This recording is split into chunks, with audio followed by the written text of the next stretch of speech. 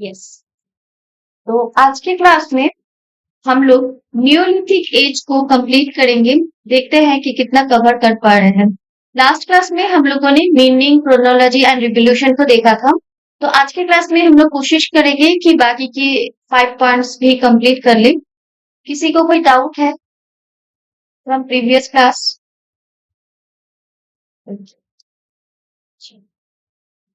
Last class में हम लोगों ने देखा था न्यूलिथिक रिवोल्यूशन के बारे में, ठीक है। अभी हम लोग बात करेंगे डिटेल्स में major features of neolithic culture.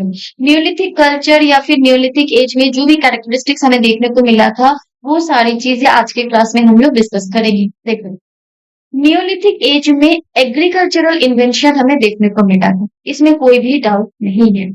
जैसे एग्रीकल्चर में बहुत सारे early agricultural communities cultivated crops देखने को मिला है, ये सब ठीक है। लेकिन मेरा एक सवाल है कि कौन से वो रीजन है या फिर फैक्टर्स हैं जिसकी वजह से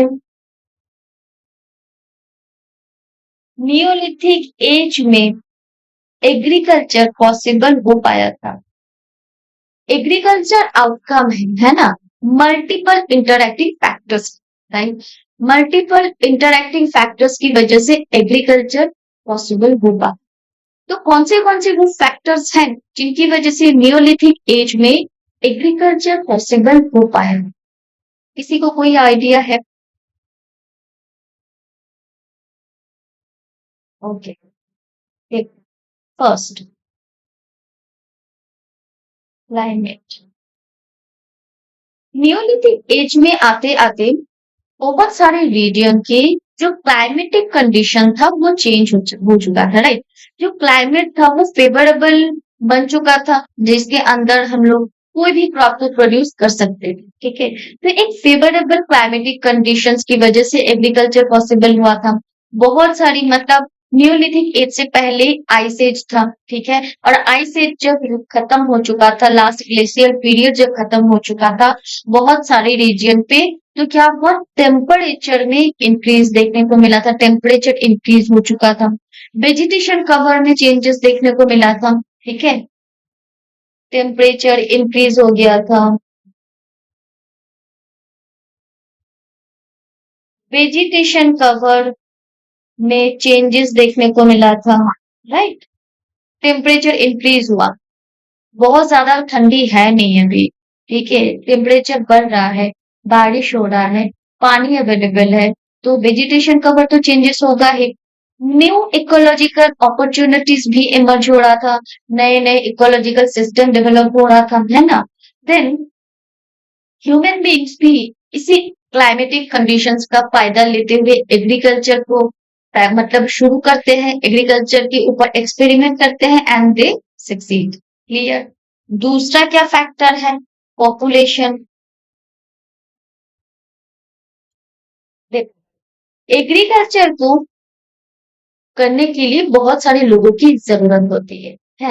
अब जैसे किसी एक जगह पे, और एक तो ये बात है, दूसरा जितने अगर पॉपुलेशन इंक्रीज होता है और जितने रिसोर्सेस फॉरेस्ट में अवेलेबल है, क्या उससे इन ग्रोइंग पॉपुलेशन का नीड फुलफिल हो सकता है? नहीं। फॉरेस्ट एरिया में, फॉरेस्ट रीजियंस पे जितने भी रिसोर्सेस अवेलेबल थे, वो रिसोर्सेस ग्रोइंग पॉपुलेशन की नीड को फुलफिल नहीं कर पा रहे थे। तो इसीलिए पॉपुलेशन जैसे जैसे इंक्रीज होता गया, लोगों को खाने की जरूरत होती गई, और इसी जरूरत को फुलफिल करने के लिए लोगों ने एग्रीकल्चर को करना शुरू कर दिया, क्योंकि उस टाइम पे उनके पास भी और कोई दूसरा ऑप्शन नहीं था। प्लस उस टाइम पे काफी सारे लोग हो चुके थे, ठीक है। और वो लोग एक साथ मिलके एग्रीकल्चरल वर्क को प्रैक्टिस भी कर सकते थे। तो फॉरेस्ट का रिसोर्सेज का अनअवेलेबिलिटी या फिर फॉरेस्ट रिसोर्सेज अवेलेबल ना होना, फॉरेस्ट रिसोर्सेज की वजह से उनका नीड फुलफिल ना होना, प्लस लोगों की हेल्प से, मतलब काफी सारे लोग हैं तो इसीलिए एग्रीकल्चरल वर्क भी पॉसिबल होना, एग्रीकल्चरल वर्क को पॉसिबल करना। तो पॉपुलेशन, ग्रोइंग पॉपुलेशन भी एक फैक्टर है जिसकी वजह से नियोलिथिक एज में एग्रीकल्चर पॉसिबल हो चुका था। क्लियर है? नाउ थर्ड फैक्टर क्या है? थर्ड फैक्टर है एनवायरनमेंट।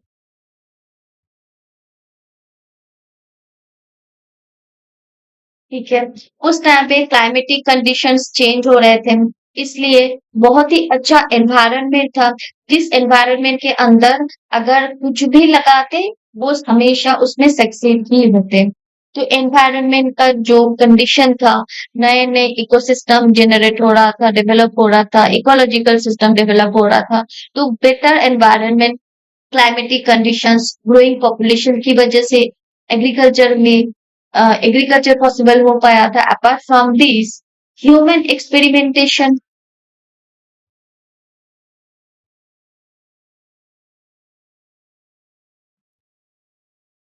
अब देखो, ह्यूमन ब्रेन तो हमेशा से ही बहुत ज्यादा डेवलप रहा है, राइट? तभी तो हम लोग उस एज से लेके आज के डेट तक पहुंच पाए हैं। अगर ह्यूमन ब्रेन इतना ज्यादा डेवलप्ड, बेटर नहीं होता, तो क्या आज के डेट पे हम लोग पहुंच पाते? कभी नहीं पहुंच पाते, है ना? तो इसीलिए ह्यूमन ने उस एज पे भी एक्सपेरिमेंट करना, मतलब उस एज में भी ह्यूमन बींग्स ने एक्सपेरिमेंट करना शुरू कर दिया था, और इसी एक्सपेरिमेंटेशन की वजह से एग्रीकल्चरल वर्क पॉसिबल हुआ, एग्रीकल्चरल प्रोडक्शन पॉसिबल हो पाया। ठीक है, तो ह्यूमन एक्सपेरिमेंटेशन भी एक इम्पॉर्टेंट फैक्टर है बिहाइंड बिगिनिंग ऑफ एग्रीकल्चर और invention of agriculture. Clear? Availability of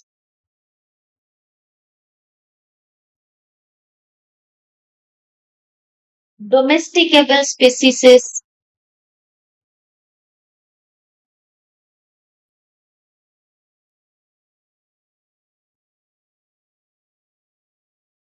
domestic मतलब उस टाइम पे जिन्हें डोमेस्टिकेशन पॉसिबल हुआ था, और डोमेस्टिकेशन करने के लिए भी जो जो स्पीसीज की जरूरत थी, उनका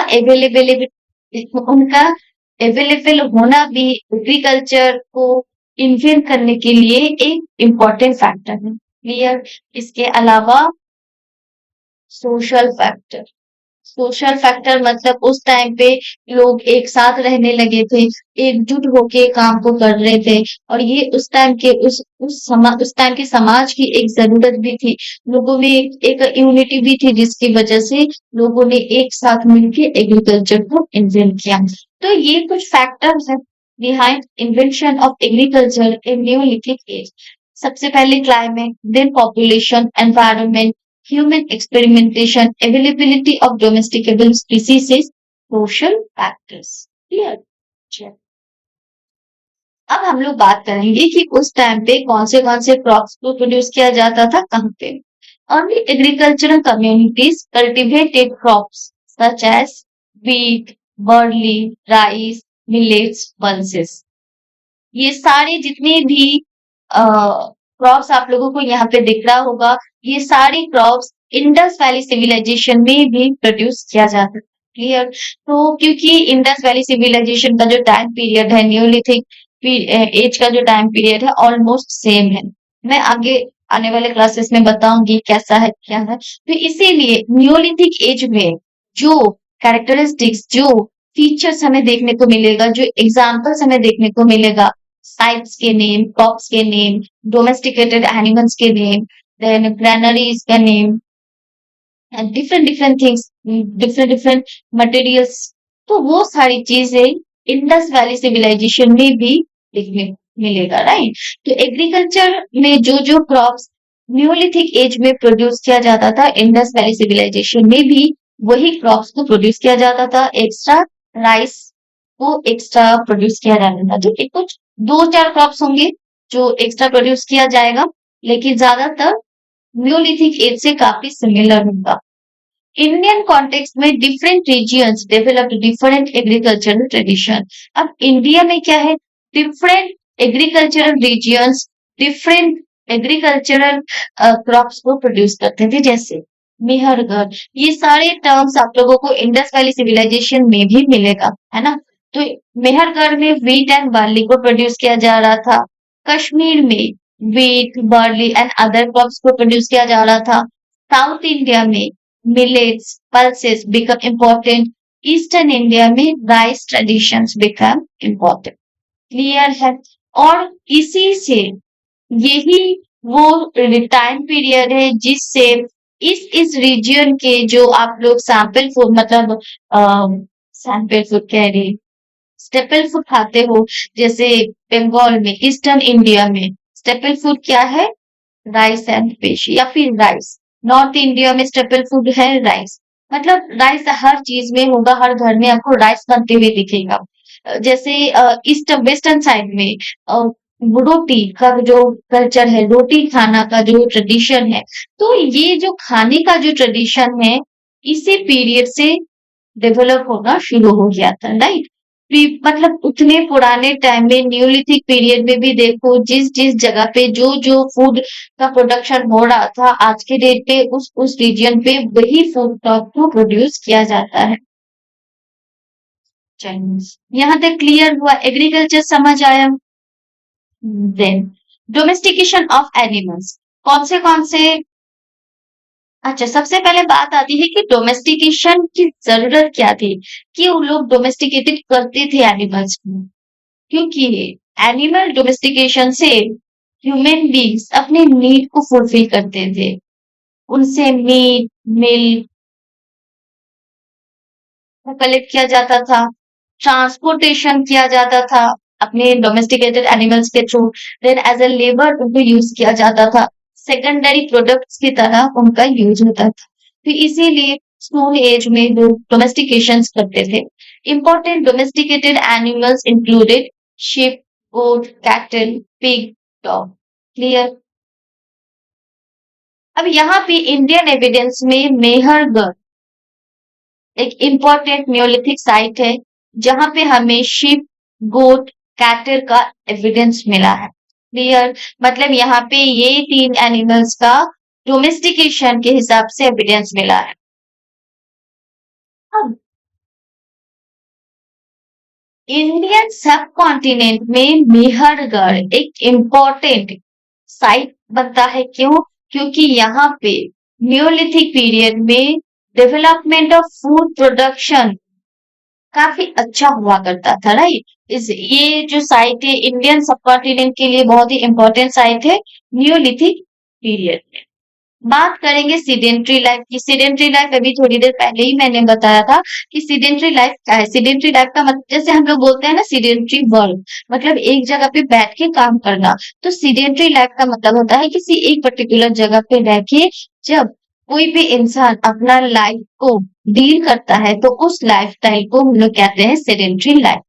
one of the biggest changes, और ये ही सीडेंट्री लाइफ, ये एक ऐसा चेंज है जो कि न्यूलिथिक एज में फर्स्ट टाइम ऑब्जर्व किए गए थे. ठीक है. One of the biggest changes sedentary life में पहले लोग नोमैडिक सेमी नोमैडिक होते थे और उसके बाद लोगों ने क्या विलेज कम्युनिटीज को डेवलप किया और विलेज कम्युनिटीज को डेवलप करके एक सेटल्ड लाइफ को डील करना शुरू किया. ठीक है. और यही जो चेंजेस है, ये चेंजेस, ये ट्रांजिशन न्यूलिथिक रिवोल्यूशन कहलाता है. क्लियर? और किसी एक जगह पे विलेज कम्युनिटी बना के ह्यूमन बींग्स जब सेटल्ड लाइफ को डील करने लगे तो उसी लाइफ को सेडेंट्री लाइफ कहा जाता है. अब बात होती है कि क्यों. बिकॉज ऑफ फर्स्ट कल्टीवेशन, जैसे कि मैंने थोड़ी देर पहले बताया था, सॉरी लास्ट क्लास में बताया था कि कल्टीवेशन की वजह से लोगों को एक जगह पे रहना पड़ता था, फील्ड के आसपास रहना पड़ता था, है ना. दूसरा, इस टाइम पे इस एज में लोगों ने डोमेस्टिकेशन बहुत ही भारी मात्रा में शुरू कर दिया था. Almost every people domesticated animals, right. तो एनिमल्स डोमेस्टिकेशन की वजह से भी, एनिमल्स को मैनेज करने की वजह से भी, एनिमल्स को टेक केयर करने की वजह से भी लोगों को एक जगह पे सेटल्ड होकर रहना पड़ता था. Third, storage of grain encouraged permanent settlements. अब जैसे एग्रीकल्चर के थ्रू जो भी ग्रेन को प्रोड्यूस किया गया उसको स्टोर करके रखना है, राइट, फ्यूचर के लिए. तो इस स्टोरेज के लिए भी लोगों को क्या करना पड़ता था, एक जगह पे रहना पड़ता था. एक परमानेंट सेटलमेंट को ये ट्रिगर करता था. ठीक है. And then houses and storage facilities became more substantial, और धीरे धीरे हाउसेस बने, स्टोरेज फैसिलिटीज बने, और ये ही विलेज कम्युनिटीज डेवलप करने के लिए मेन फैक्टर्स बने, ठीक है। और इसी तरीके से लोग सेटल विलेज कम्युनिटीज वाला लाइफ डील करने लगे और सीडेंट्री लाइफ में कन्वर्ट हो गए फ्रॉम नोमैडिक और सेमी नोमैडिक लाइफस्टाइल। ओके, चलो यहाँ पे कुछ पॉइंट्स है जो कि आप लोगों को ध्यान में देना है। जैसे नियोलिथिक पीरियड का मतलब हमेशा कंप्लीटली सेडेंट्री नहीं है, इसको ध्यान में देना। अभी ये क्या हुआ? यस, दिख रहा है ना सब कुछ स्क्रीन? ओके, यहाँ तक समझ आया? देखो, क्वेश्चंस में बच्चे कैसे फंसते हैं। अगर एक स्टेटमेंट दे दिया जाए और बोला जाए कि neolithic age is always completely sedentary, तो क्या ये स्टेटमेंट सही होगा? आप लोगों को क्या लगता है? नहीं, ये स्टेटमेंट गलत है। क्यों गलत है? Neolithic age is not always completely sedentary. Neolithic age कभी भी कंप्लीट sedentary नहीं था। सी कोई भी एज कभी भी कंप्लीट कोई एक कैरेक्टरिस्टिक्स की वजह से, कोई एक नेचर की वजह से कंप्लीट मतलब कोई एक एज में कंप्लीट कैरेक्टरिस्टिक्स ऑब्जर्व नहीं किया जा सकता है। अब जैसे इंडिया में, ईस्ट इंडिया में लोगों का स्टेपल फूड राइस है, और ईस्ट इंडिया में 10,000 लोग रहते हैं। अब ये बोलना कितना बेतुकी होगा कि 10,000 घरों में से हर घर में लोग राइस खाते हैं। ऐसा ना भी तो हो सकता है, ऑन एन एवरेज खाते हैं, ये स्टेटमेंट करेक्ट है। बट अगर मैं बोलूं कि 10,000 घर में से सारे घर में लोग राइस खाते हैं, तो ये एक गलत स्टेटमेंट है। जब तक, क्योंकि ऑन एन एवरेज कहीं पे भी किसी भी जगह पे सारे लोग एक जैसे काम नहीं कर सकते हैं। कंप्लीट होना और ऑन एन एवरेज में होने, ये दोनों टर्म्स में फर्क है, ठीक है। तो नियोलिथिक एज में कभी भी कम मतलब नियोलिथिक एज कंप्लीटली सीडेंट्री नहीं था। यहाँ पे जैसे कि मैंने बताया था कि उस टाइम पे लोगों के पास फूड सरप्लस फूड क्यों था? क्योंकि लोग हंटिंग कर रहे थे, गैदरिंग कर रहे थे, कुछ लोग एग्रीकल्चर कर रहे थे। क्लियर? मतलब तो नहीं है कि सारे लोग कंप्लीटली एग्रीकल्चर करेंगे या कंप्लीटली हंटिंग गैदरिंग कर रहे हैं, नहीं। कुछ लोग हंटिंग कर रहे थे जिनको वही करके अच्छा लग रहा था, कुछ सिर्फ गैदरिंग कर रहे थे और कुछ प्रोड्यूस कर रहे थे। ज्यादातर maximum on an average maximum लोग एग्रीकल्चर को प्रैक्टिस कर रहे थे। क्लियर? ठीक उसी तरीके से सारे लोग नियोलिथिक एज में जितने ह्यूमन बींग्स रहते थे, सारे लोग सीडेंट्री लाइफ को डील नहीं कर रहे थे, कुछ कर रहे थे उनमें से। Some neolithic communities remained mobile, semi sedentary, seasonally mobile, ठीक है। कुछ विलेज लाइफ में रह के सेटल्ड लाइफ को डील कर रहे थे, और कुछ mobile, semi sedentary, seasonally mobile life को लीड कर रहे थे। Is that clear?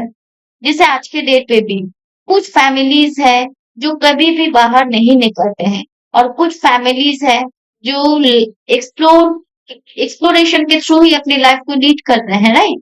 तो ठीक नियोलिथिक एज में भी सेम चीज हुई थी। यहाँ तक क्लियर है? ओके, चलो बात करेंगे हाउसेस की, बहुत इंपॉर्टेंट है। Neolithic settlements show increasing investment in habitation, investment in what? Investment in energy, investment in skills, right? कि नियोलिथिक एज में लोगों ने सेटलमेंट करना शुरू कर दिया था, तो इसीलिए लोगों ने हाउसेस भी बनाना शुरू किया था, और इसीलिए हाउसेस बनाने में लोग अपने एनर्जी को, अपने स्किल को, अपने रिसोर्सेज को यूज करते थे, ठीक है।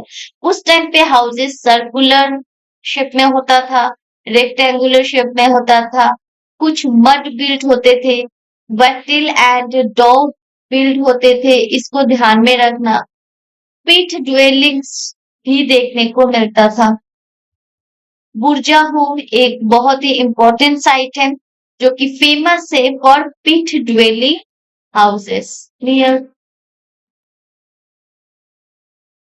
सी, pit dwelling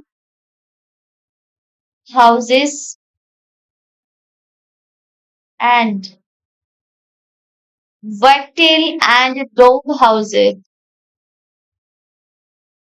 Wattle and dog houses. ये क्या है, ये आप लोगों को नेट सर्फिंग करके मुझे बताना है, ठीक है? चल, ये कुछ इमेज है जो कि पिट ड्वेलिंग वाले जो घर हैं उनके बारे में है। पिट ड्वेलिंग, ये देखो, ये कुछ इस तरीके से दिखते हैं। सबको इमेज आ रही है ना? क्लियर? यस। हाँ बिल्कुल, यहाँ पे मिट्टी के नीचे गड्ढा करके लोग रहते थे। क्लियर है? और इस तरीके से रहते थे, इस तरीके से रहेंगे तो फिर कहीं से भी कोई आके इन पे अटैक नहीं कर सकता है। वाइल्ड एनिमल्स इनको ज्यादा, इनको मतलब इस जगह तक पहुंच नहीं सकते हैं, है ना? ये देखो, ये बस इनका ओपनिंग है, ये इनका एंट्रेंस है। ये वाला जो पोर्शन है, यहाँ पे देखो एक क्रैक जैसा दिख रहा है समथिंग, ये वाला एरिया। तो ये ओपन हो जाता है एज अ डोर, ऊपर की तरफ खिंच जाता है और फिर लोग नीचे चले जाते हैं, ठीक है? ये सब जो है ना, ये सब, ये जो पिट दिख रहा है, ये एंट्रेंस है, ये एंट्रेंस है अंदर जाने का। क्योंकि अंदर तो घर है ना, ये देखो, ये नीचे इन्होंने इतना बड़ा एक लिविंग एरिया बना के रखा है, लेकिन सरफेस के ऊपर, जमीन के ऊपर एक स्मोक होल होता है, और एक देखो ये वाला जो एरिया है, ये एंट्रेंस है। ये लोग ऊपर कैसे जाते थे? इस लैडर के थ्रू जाते थे। लैडर के थ्रू यहाँ से कोई भी ह्यूमन बीइंग चढ़ के बाहर आ जाता था, राइट? और जैसे ही निकल गए तो इसको बाहर कहीं पे फेंक दिया, या तो ये ऊपर से जब नीचे आ जाते थे फिर इस लैडर को घर के अंदर नीचे रख दिया और इसको क्या कर देते, ढक देते थे। तो इससे क्या होता था, दूर से कहीं से भी इनके घर, मतलब सरफेस के नीचे एक घर है, ये लोगों को पता नहीं चलता था, है ना? और इस होल को बना के रखते थे ताकि यहाँ पे जो भी खाना बना सके, इस होल के थ्रू स्मोक बाहर आ जाए। तो सोचो लोग उस टाइम पे कितना ज्यादा स्किल्ड थे, कितना ज्यादा इंटेलिजेंट थे, है ना?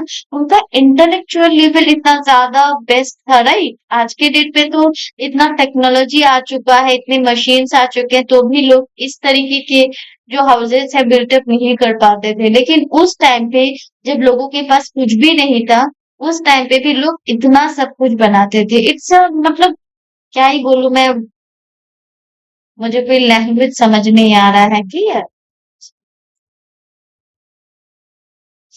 ये क्लियर हुआ पिट हाउसेस क्या होते हैं। चलो नेक्स्ट बात करेंगे स्टोन टूल्स की।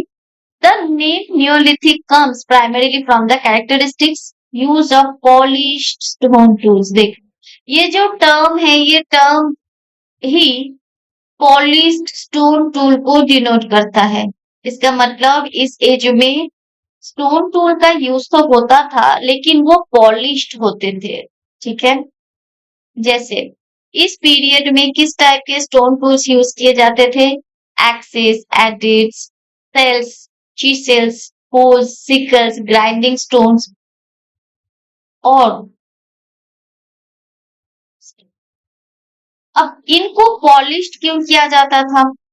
Polish produce stronger cutting edges. देखो क्यों पॉलिश किया जाता था? कॉमन सेंस है कि जितना पॉलिश टूल होगा, कोई टूल का साइड जितना पॉलिश्ड होगा, तो वो ही उतना ज्यादा स्ट्रॉन्गर कटिंग एज बनेगा। ये फर्स्ट पॉइंट है। दूसरा, जो टूल जितना जितना ज्यादा पॉलिश्ड होगा वो उतना ज्यादा ड्यूरेबल होगा। Clear. And third, better would working capability, और उसके ऊपर जितना पॉलिश्ड टूल होगा उसके ऊपर ज्यादा वुड वर्किंग किया जाता है। क्लियर है। अब कुछ यहाँ पे न्यूलिथिक टूल टाइप्स है, जहाँ पे मैंने टूल का नाम लिखा है और यहाँ पे उसका क्या यूज है, ये बहुत इंपॉर्टेंट है। राइट। ये इससे रिलेटेड कुछ इमेज है।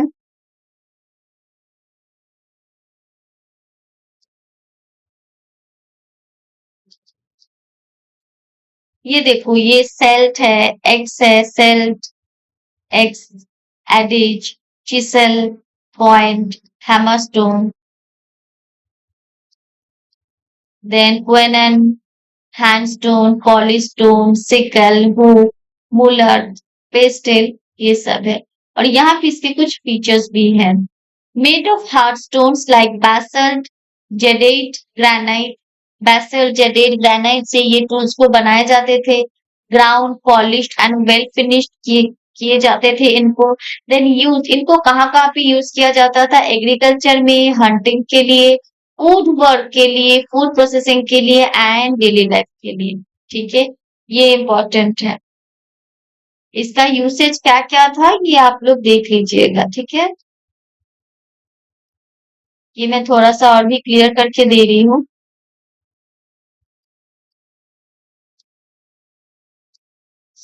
क्लियर।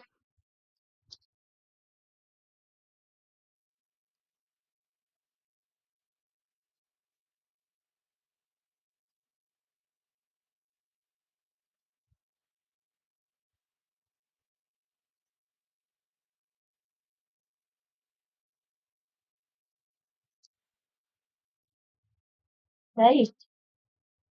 और यहाँ पे इसके फीचर्स है, ये भी आप लोग देख लीजिए।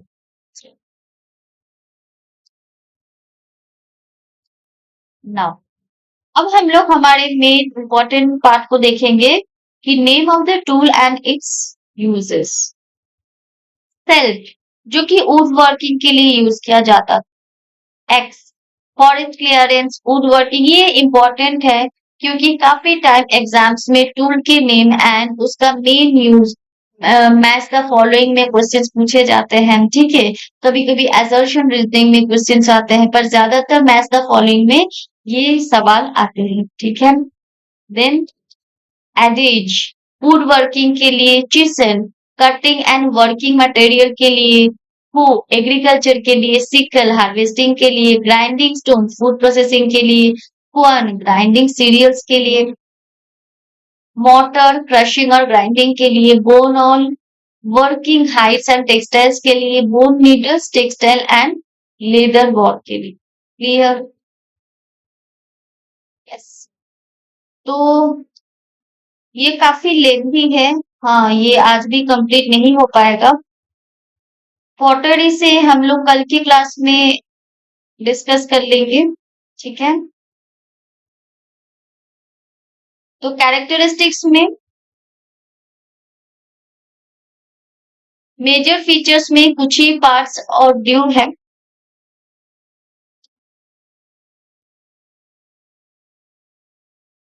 तो मेजर फीचर्स ही हम लोग डिस्कस कर रहे हैं, जिसमें से कुछ ही हम लोगों ने डिस्कस किया है।